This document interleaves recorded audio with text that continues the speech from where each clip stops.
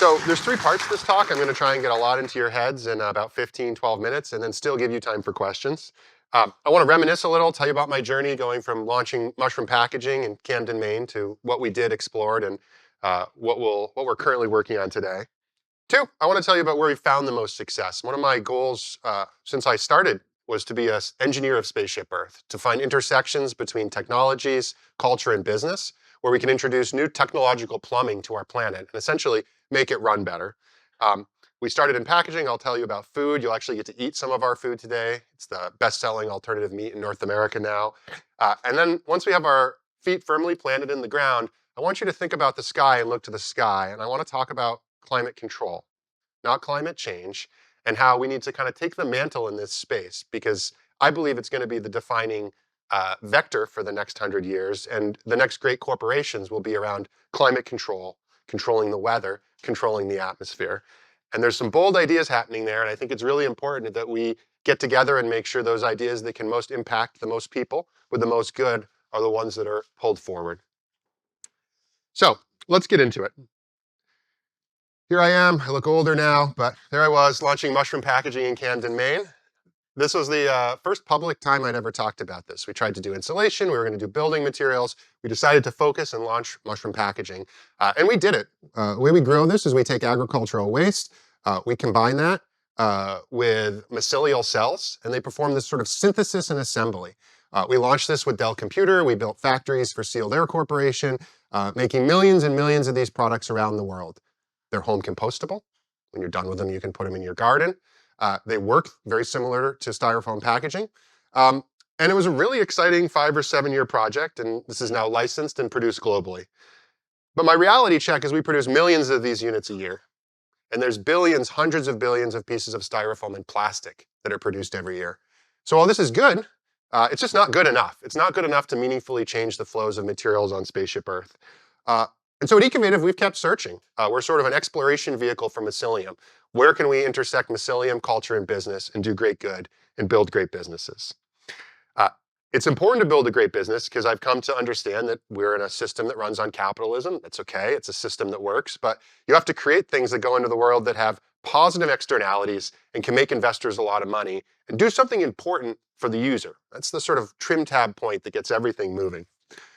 We explored and continue to work a lot on leather, making soft, supple leather, soft foams. And we pushed this scale. First, we built custom factories to grow mycelium. Then we realized there's 3 billion pounds of installed mushroom farms worldwide, growing sort of this monocropped agaricus mushroom you'd see at the supermarket. And we figured out we could actually upgrade these farms. We could change the soil from manure to wood chips. And we focused on just growing pure mycelium, no longer as a glue now, but the polymer itself. And what you're seeing here is a slab. It's like 100 feet long, 4 feet wide, a couple inches thick. This is Chloridus ostriatus, the common oyster mushroom. It's a delicious gourmet mushroom. And what we're trying to do is find new ways to domesticate mushrooms. This comes out as a slab of organic mushroom meat, much like a pork belly, that you can slice and use just like that. But it grows in just a couple of days in these facilities. And the other thing we did to make this work is we treated them like a big bioreactor. And so we changed the wind and the mist and a few other things in these growth environments. And we sort of trick the mushroom to make something it's never made before in nature, but it's happy to do at scale. So this took me to my forest foods. Farmed, not fake. I started with mycelium material science. How do we take something that's conventionally been a food, turn it into a material? And I came full circle into turning something that's a material back into a food. This is my bacon. We launched this a few years ago. It's organic. It's got 5 ingredients. It's just delicious. It's worth mentioning at this point, I'm a prior pig farmer. I was born in central Vermont on a floor of a farmhouse. Bloop. Came out, started working the farm. Pigs, chickens, maple syrup. We did the whole thing. We loved our pigs. I also cut them in half with a Sawzall at the end of the year, which I found very disturbing. And so this company is very personal to me. This is the problem I want to solve around animal agriculture. How do you deliver that same great experience to a consumer of bacon without having to do something to, I think, some of the most beautiful sentient animals that are on our planet? But that's my personal belief. It's not a problem that capitalism actually cares about. And when you look at consumer behavior, they don't really want to hear about that. They just want to have a delicious product. So I set out to solve 3 different problems in 2019. First one is plant-based bacon sucks. Anyone ever try any of the original plant-based bacon? It's pretty bad. Yeah. It just is. The bacon category is $15 billion. There's $100 million of plant-based sold. It's all soy extrusions. It kind of seems like they were trying to figure out what to do with soy in the 70s, and they launched Light Life. That's a good opportunity, though, right? Because the market is underperforming. The second is the CPG businesses that bring these technologies, whether it's in food or materials to scale, are commodities. And it's very hard to have a commodity business bring new plumbing into the world. Typically, when you're changing material flows on Earth, you're competing with what came before, which has been optimized and optimized and optimized.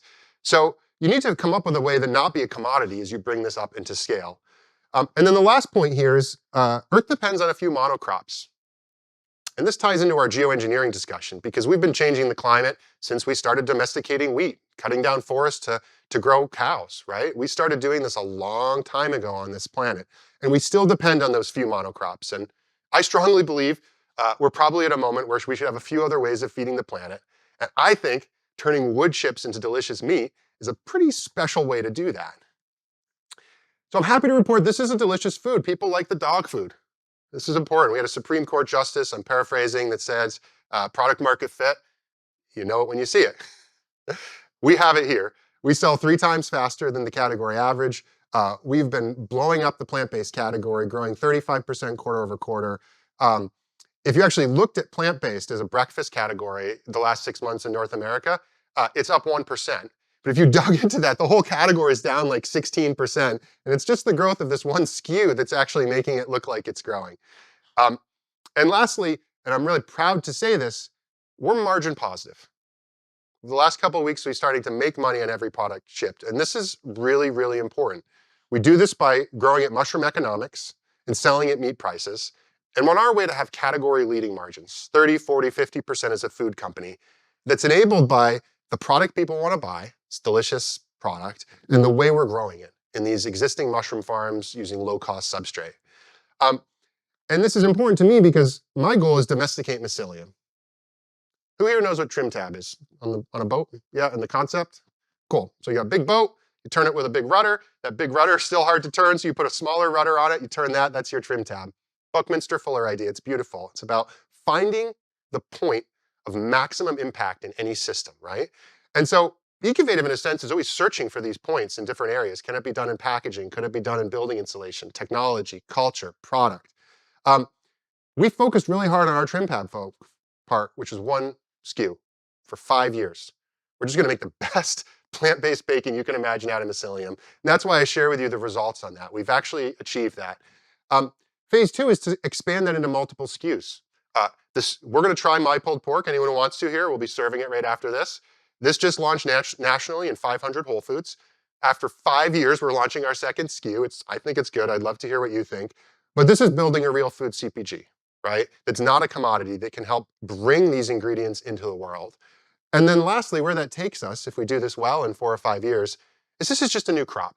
It's grown in mushroom farms around the world. Sure, it's turned into a branded bacon or pulled pork or steak, but maybe it's a carbohydrate replacement. Maybe it becomes a fundamental staple in our fridges and freezers, and another way of really feeding our planet.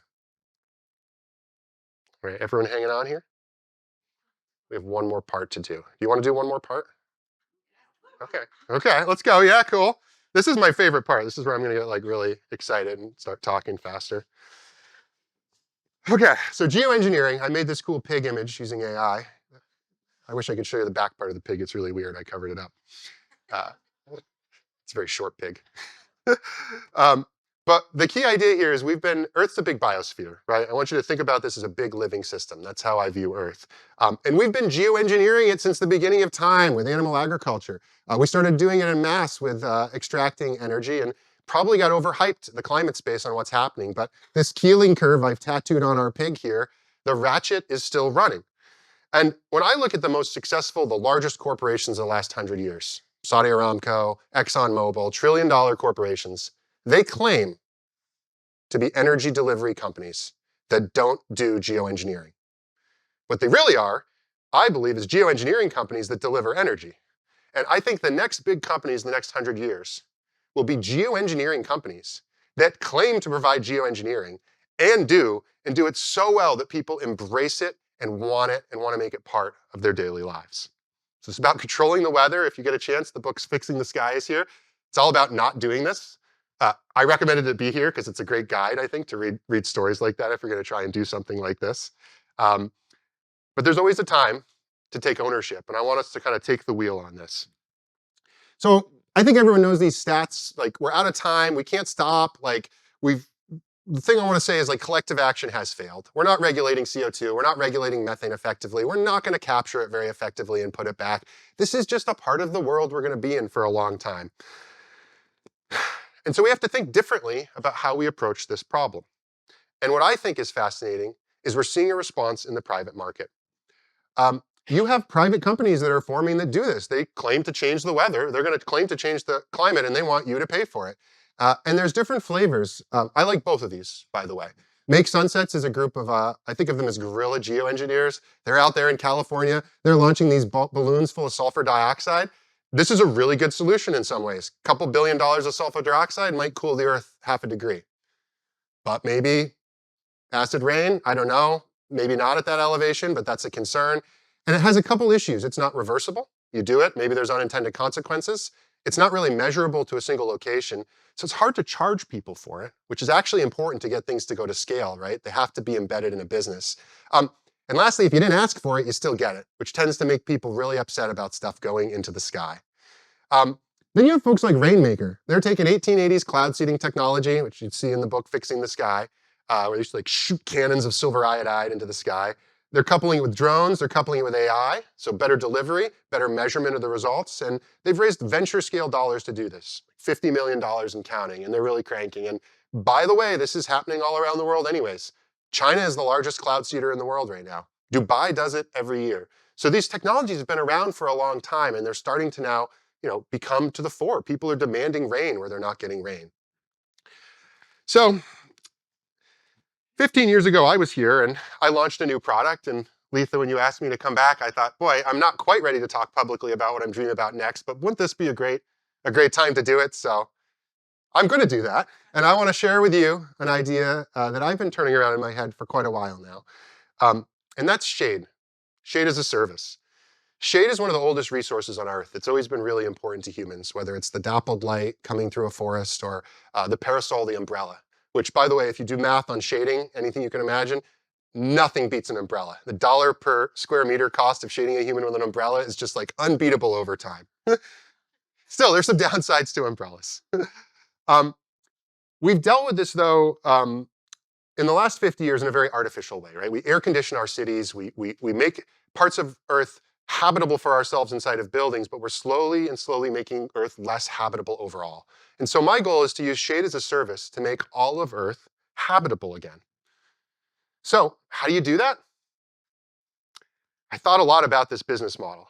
You do it by selling nothing. You do it by selling megawatts. By blocking sunlight before it reaches Spaceship Earth, up high in the stratosphere, you can essentially meaningfully reduce the temperature of a city, and you can find paying customers on two sides of the ledger to do this. And the biggest one is actually a utility. Utilities, say, take Phoenix, Arizona, 118 degrees in the summer, 17 gigawatts on that grid at peak. To build another power plant is billions of dollars. It takes 5 years. You got to build interconnects, and then every year you got to spend $250 million putting coal in the thing. Or you could reflect light with virtual clouds. Hundreds of millions of dollars investment, months to years to deploy, and every year you're actually getting a savings. Sounds a little too good to be true, doesn't it? Okay, but think about it. Listen to how this works. These are utilities in the sky. 17 gigawatt grid, most of that's going to air conditioning. You lower the temperature of Phoenix, Arizona by 1 degree C, you take 100 megawatts of demand out of the grid. 2 degrees C, you take 200 megawatts demand out of the grid. 4 degrees C, 400 megawatts. This is the equivalent of hundreds of millions of dollars at peak demand pricing. I don't know if folks know this, but we do this on the grid. People get paid to shut down when the grid gets too high. So rather than a natural gas peaking plant coming online, selling them really expensive electricity, we're going to deflect sunlight.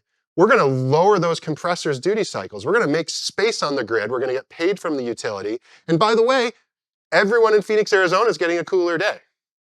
Now, just like Amazon Web Services sells the same infrastructure once to a customer and then again, the cool thing is utilities don't really care about where you cool, right? In Phoenix, Arizona, their resolution is a substation, right? Not as individual house. So you could direct that cooling during the day, say over an event, maybe the Olympics, right? Maybe you could target a crop that's in risk of a drought situation. Or maybe one day you open up the sundial app on your phone, you're outside on your lawn, and you say, oh, it's too hot. Nice dappling feeling above, like leaves above you, right? And it's cooler, and you pay, I don't know, 10 or 20 bucks for that experience when you're having something in your backyard. I love this idea, though, because it connects human greed, your own comfort, to planetary albedo, right? Because that photon that gets reflected never got to the surface. It never drives forcing functions in the climate. And it means anywhere on Spaceship Earth, you get a global benefit while finding a way to very precisely target it, pay for it, and scale it really, really quickly. So the idea I want to leave you with here is you're all architects of Spaceship Earth. We're not passengers on Spaceship Earth, right? Conservation is not just about saying no. It's about finding ways to actively protect and preserve and maybe recreate what you care about. For us, I think this means as humans, we gotta embrace our role as humans. We are geoengineers of Spaceship Earth. We've been doing it since we started doing agriculture. We doubled down on it when we started doing oil and gas. And so we all have to become architects of Spaceship Earth and guide this solution. We have to be brave and say, I'm not scared about climate change. I'm gonna be part of the solution. I'm gonna be part of climate control. I think we gotta dream big and take the mantle of control if we wanna hold on to this big, beautiful, blue-green rock. So thanks for having me back.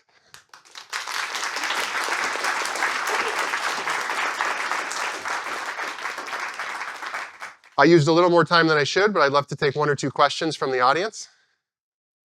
I understand this side is often, okay, we're gonna go right here. Says Mike, oh, yep. Okay, thanks. Just a quick question about the, what are you thinking to do to be this parasol that you can direct shade in that specific precision that you're talking about? Is that something you can share yet? Sure, the answer is completely derives just from like the constraints of the system, right? So physics of wind, physics of materials, and then the kind of business structure. And you end up basically with two modalities. You can either float a lot of balloons into the atmosphere, reflective balloons. Google did this with Project Loon. They launched tons of them for satellites, for telephone communications work. And they were able to do station keeping. So kind of like a sailboat. It goes up and down, finds different winds, and stays over a city. I've done a lot of weather modeling, and it's hard to generate the kind of precision with small constellations that you'd need to do this service. So the other alternative is vertical takeoff and landing devices that basically carry a sail that extends and forms like an active wing shade and allows you to be very precise, the kind of like over your house precise. But in either case, you need to operate at about 60 or 80,000 square feet where the air is really, really thin, drag forces are very low, and when you block sunlight, there's sort of a sweet spot. If you go all the way into the stratus, into the atmosphere, into space, your sail gets too big, right? Imagine you're like trying to block out the Earth from the sun. So there's a sweet spot, like umbrellas are really good because they're right over you, where your umbrella, paraphrasing, isn't too big, but you can actually have a really big effect on the ground. Yes. So we just heard from a great communicator, and you are one as well. I'm curious about two things. One, as you're considering your innovation, how are you communicating this to potential end users as something that doesn't invite the kind of debate that other technologies invite? And also, how do you envision this collaborating with other technologists or stacking on top of other technologies? And I'm thinking, Arizona has a crowdsourcing heat island effect app that you could actually predetermine where your Yeah. parasol would need to be Yeah. and make some decisions about deploying it. So, two things. How do you keep people from thinking you're crazy? And also, how do you stack it with other technologies? I love that. I didn't know that. I'd love to learn more about this, the second point you raised. I've accepted people think I'm crazy, so I just go along with that. So this is a roadshow, first of all. I'd love your feedback on if you were freaked out or excited and where on that spectrum you are at the end of this. And I think that the elements are twofold. One of them is in the design of it, this technology itself. So this is controllable, right? It's reversible, it's precise, it's measurable. And I think those are all key elements to have a system that people can have faith in, right? Where it gives direct benefit. If something goes wrong, you can stop immediately, right? And you can directly attribute effects, positive or negative, to the work you're doing, right? Whereas like sulfur dioxide, like really you can't do that with.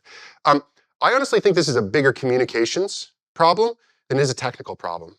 And I've really been thinking about it from that angle. And I believe the keys around that are to have an element that has those reversibility effects, and then to be hyper transparent about what you're doing, how you're doing it, and why you're doing it. And I think anything less than that, the space is so messed up with chemtrails and blocking out the whole thing is, I think you have to go that way, and it may not be enough.